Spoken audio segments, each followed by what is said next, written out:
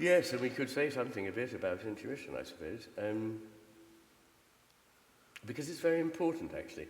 It's received a rather a bad rap in recent years due to the ingenious machinations of various psychologists who love finding what I call intuitive illusions, which are equivalent to optical illusions. You know, you look at these, you think it can't be right, but actually it can be proven it is. But as I've often said, I don't know that after seeing a really good optical illusion, anybody said, right, that does it. After this, I'm never going to trust my eyes again. I mean, you've got to trust your eyes if you're going to live. And the encouragement not to use intuition is one of the most pernicious aspects of modern culture. Of course it can be mistaken, but so can the simplistic following of algorithmic procedures that a computer would find logical. Reason is the blending of the ability to think in logical terms with experience and what is drawn from experience, which is all the richness that comes from being a human being, not a machine. And I think that the reason they don't trust intuition is that a lot of it is an unconscious process. 100%. I'm thinking, you know, there was a very interesting experiment where they showed a group of people Chinese ideograms, and then next week they said, we're going to show you some new ones and some old ones. Tell us the ones you saw last week. Hopeless. Then they repeated the experiment, but the second week they said, when you look at the shapes, you'll find that some please you more than others. Just tell us which ones please you. And the ones that pleased them were the ones they'd seen the week before. Yeah. So the knowledge was there at an unconscious level, but that's mistrusted by the left hemisphere because it's not in control. No, not only not in control, but it's the one that has this spotlight of attention. The fundamental difference, as you remember, goes back to the ways in which the two hemispheres attend to the world for evolutionary reasons. One of them is intent on getting and grabbing a detail in order to stay alive, but the other is intent on seeing the whole of the rest of the picture, because if you didn't, you'd be very vulnerable. You wouldn't understand anything else going on in the world. So we have to have these two types of attention. But the left hemisphere spotlight means that it only sees, it's literally something like 3 out of 360 degrees of the attentional arc. So imagine a stage on which just a tiny spotlight, but everything else that was going on in that world, all the other actors, all the rest of the scenery wasn't visible.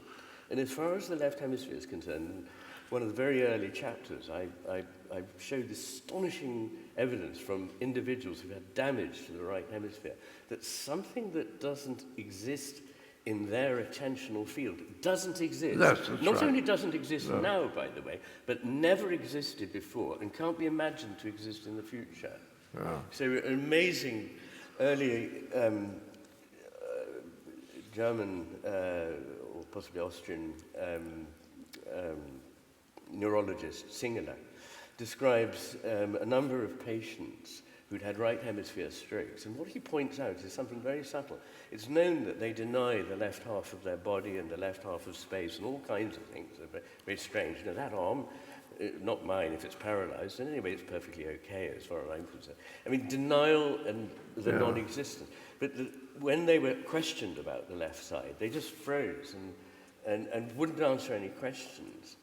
And then he noticed that if it was suggested to them that they once had an arm on that side that moved and so on, they totally blanked that and denied it. And they couldn't project that they could ever have one again. So this is really very remarkable. What it means is that as far as the left hemisphere is concerned, but not as far as the right hemisphere is concerned, it has a broad attention. What is not attended to simply doesn't exist, never existed. And that's philosophically fascinating. Well, it's very true of science, isn't it? Because you remember that story about the man who's going down the street and he sees a guy looking around. He says, "Can I help?" He says, "Yes, I dropped my key."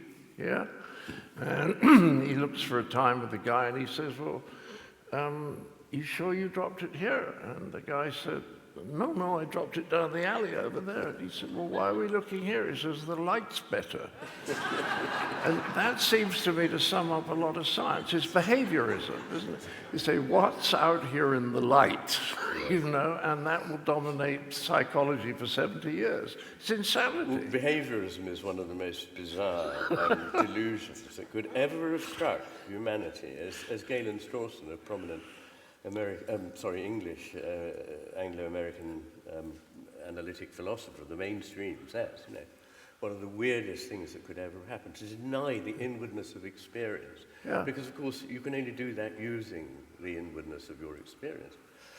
So, yes, but what I wanted to say is that we know that the vast majority, and I mean less than 0.5%, of what the brain is doing, taking in, and knowing about is present to consciousness. And that we do a lot of very sophisticated things, not only mostly while we're not conscious of them, but we do them better when we're not conscious of them, which I think was what you were driving at when you Well, like doing your shoelaces up. If you think about it, it becomes much more difficult. Lost, yes. Yeah. But you know, there's a prominent German jurist, the head of a Max Planck Institute, who says that institutions should encourage their employees, wherever possible, to make decisions intuitively.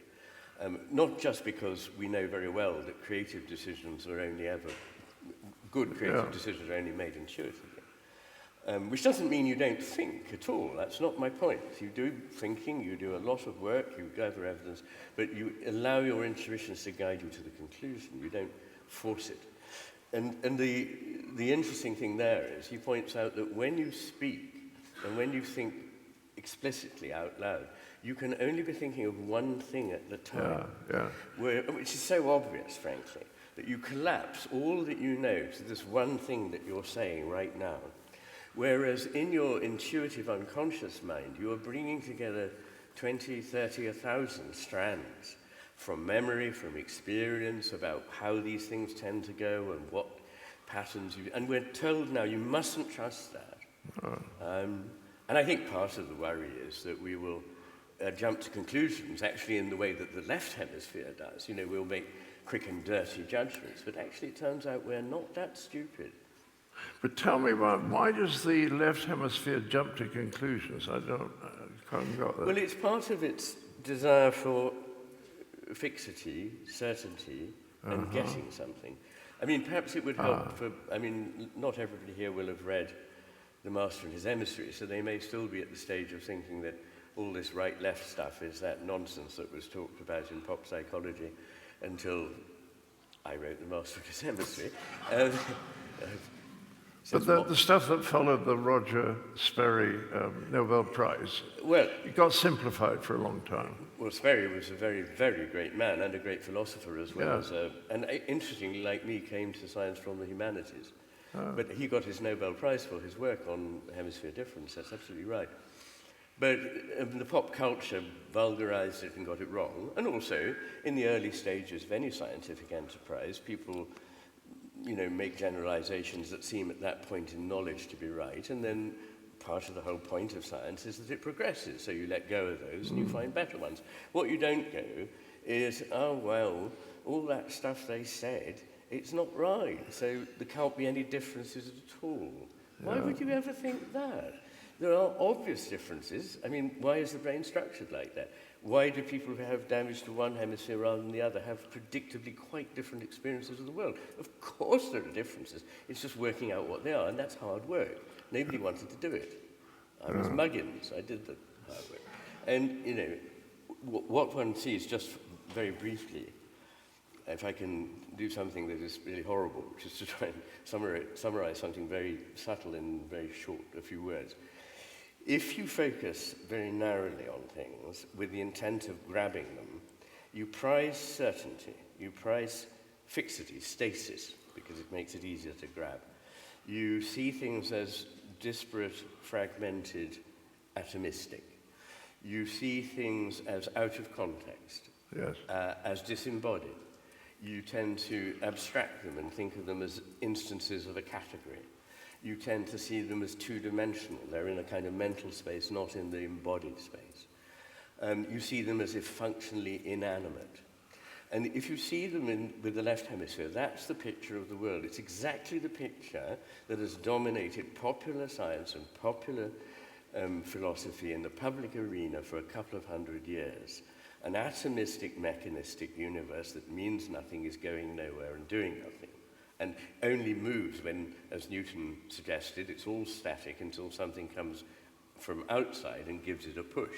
We now know that nothing at all is static. Everything is moving. Every single particle in the entire universe is always moving.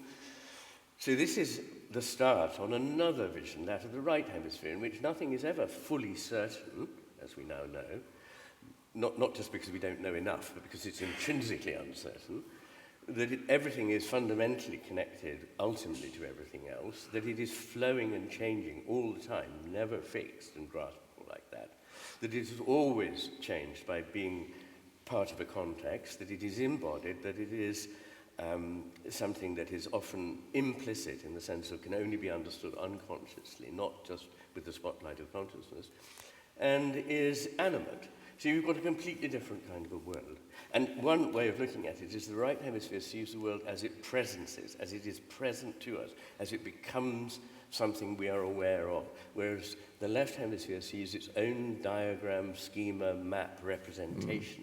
And that representation Well, I like the way simple. I think you sort of hyphenate representation. Exactly. You take reality and then you represent it in a form that's acceptable to the left hemisphere. And what it suggests is that it's present again when it no longer is present. I mean, it's a kind of oxymoron, representation. But really, it's the best the left hemisphere can do. It has an abstract idea of something, and it puts it in place of the thing. And I don't know what you think, but nowadays, when I listen to a lot of public discourse, I think, what has happened to people's trust in experience? What's happened to their intelligent grasp of what's going on around them? With human understanding, with emotional and social intelligence, as well as cognitive intelligence, all of which are more dependent on the right hemisphere than on the left, as I demonstrated in the book.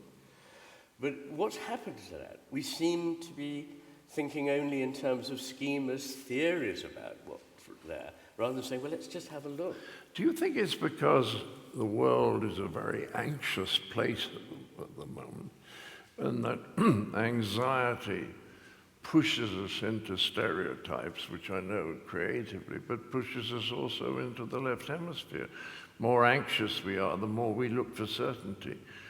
You know, if you want certainty, then you take a revelatory approach to religion, because then you've got something which is immutable. It's settled for all time, you know, which does not produce very good religion, I think. Well, the great enemy of religion and of science is dogma. And dogma is rigid thinking and saying, we know it's right because it says so in this book. Yes. That's not actually how science works. It's not how religion works. And then they're not incompatible. They're not in any way incompatible with one another at all. They're both rather different. They take different attitudes, but they're both, should be at their best, honest, uncertain attempts to get closer to what really is. Yeah. And answering the question what really is what my book, The Matter with Things, to go back to your first question, why did I write the book? It's an attempt to say, I think we can get somewhere nearer this, and certainly we can get away from this very limited distraction. So tell us now, assuming that most of the people here have a fairly good grasp of the hemisphere idea, tell me how you develop that in these new 1,500 pages. How do you structure that? Yes. Well, extremely briefly, what I think I need to do is to demonstrate, first of all, that if we're talking about what is real, and the two hemispheres produce two different pictures of reality, we have to be able to judge between them. So part one of the book is showing just how different the grasp or the ability to understand of the two hemispheres is to the basic stuff of experience. What do I mean by the basic stuff? I mean, how do we gather anything about the world before we start reasoning about it or doing science on it? We do so by our attention. We do it by perception. We do it by the judgments that we already form on perception, because we never just perceive something, but we already think it is a something. And those processes are all interrelated. And then we bring to bear our emotional and social intelligence, our cognitive intelligence, and our creativity on understanding what is going on here. And what I demonstrate in every case, looking at literature about individuals, but also broad tests and studies in normal individuals as well as in those who've had brain damage, that effectively all of these things, attention, perception, judgment, intelligence of every kind, and creativity, are better served, not only served, that's not my point, but better served, and in some cases very largely only served by the right hemisphere. Now, why is that important? You might say, well, I don't really care which hemisphere. I mean, that is in the end irrelevant. What's important is the actual intelligence or the creativity. But what I think it contributes is something really kind of significant in the history of philosophy. Because in the past, all we could do when we look back across the history of philosophy is say, at this time people thought this, at another time they thought that. Or even at the same time, often in Greece, one group of philosophers thought this, one thought that. And you have to go, well, take your pick.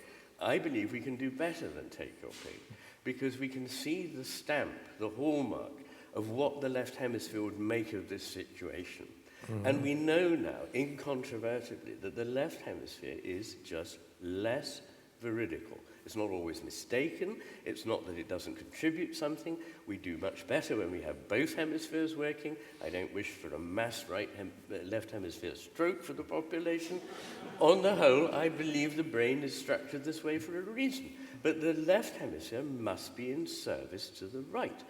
In other words, it should be informing the right in the way that a computer informs a human being, but doesn't actually make the decisions about the world, because only somebody who lives in the world can do that. But we're now privileging, both through our addiction to machines and through this machine-like way of thinking, we're privileging this extremely impoverished, unintelligent vision over the imaginative, intelligent, insightful one. And if we're going to survive, number one, we'll need to change. And number two, even if we could survive by a series of flukes and brilliant pieces of technology, it wouldn't do us any good, because we'd still be these limited, narcissistic, unhappy, anxious, miserable specimens you're describing, because we believe in this vision of the world and of what humanity is and of how we relate to one another and what we should be doing here in this world. I'll give you a wonderful example of the left hemisphere when they're talking about consciousness. Oh, yes. Right. Well, you know, everybody knows one thing for sure right now, which is that they're sort of sitting here listening or not listening to us. Everybody knows that's their experience, and yet the evolutionary biologists will say, oh, no, consciousness is simply a byproduct of chemical reaction. Yeah. You know, it doesn't matter, they say. It's an epiphenomenon. I mean, that is insanity. Well, if you think of Descartes, at least Descartes said, you know, I'm here, I think, therefore I'm here. Yes, I mean...